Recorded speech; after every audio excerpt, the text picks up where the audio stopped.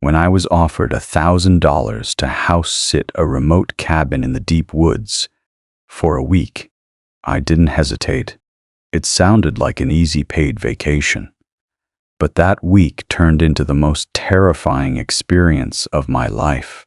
The cabin was beautiful, but completely isolated, miles away from the nearest town.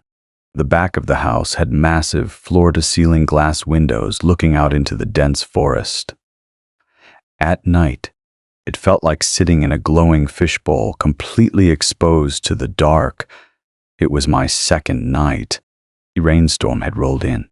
I was sitting on the living room sofa reading, with only a small lamp turned on. The rest of the house was pitch black. Suddenly, the motion sensor floodlight on the back deck clicked on, flooding the trees outside with harsh white light. I stared out the massive glass windows, scanning the tree line. Nothing. I figured it was just a raccoon. The light clicked back off. I went back to reading, but 10 minutes later, click, the floodlight turned on again. I walked over to the glass and cupped my hands around my eyes to block out the indoor glare.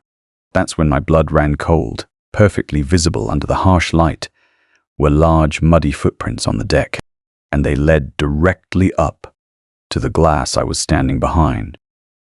Before I could process it, a hand slowly emerged from the darkness below the window frame. A filthy pale hand with dirt-caked fingernails pressed flat against the outside glass. It slowly slid upwards, leaving a thick trail of wet mud. I stumbled backward, terrified, and grabbed my phone to dial 911. The operator picked up, but just as I started whispering my location, the power was completely cut, the floodlight died, the reading lamp died. The cabin was instantly swallowed by absolute, suffocating darkness. I dropped to the floor and crawled into the hallway, locking myself inside a small coat closet. Then I heard it, a deafening crash. Someone threw a heavy rock, shattering the floor-to-ceiling glass window. He was inside. And I heard heavy, wet boots walking across the hardwood floor. Slow, deliberate steps. He was searching the house. I squeezed my eyes shut in the pitch-black closet, listening to him pacing in the kitchen just a few feet away. After what felt like hours, the blazing red and blue lights of a sheriff's cruiser flashed through the windows. The heavy boots sprinted toward the back, jumping out of the broken glass. By the time police pulled me out of the closet, the intruder was long gone. But it wasn't the broken window that gave me nightmares. It was what the police found the next morning.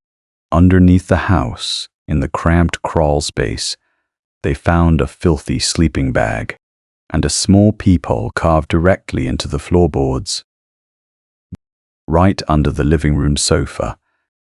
He hadn't just arrived that night. He had been living under the floorboards the entire time, and he had been watching me from below.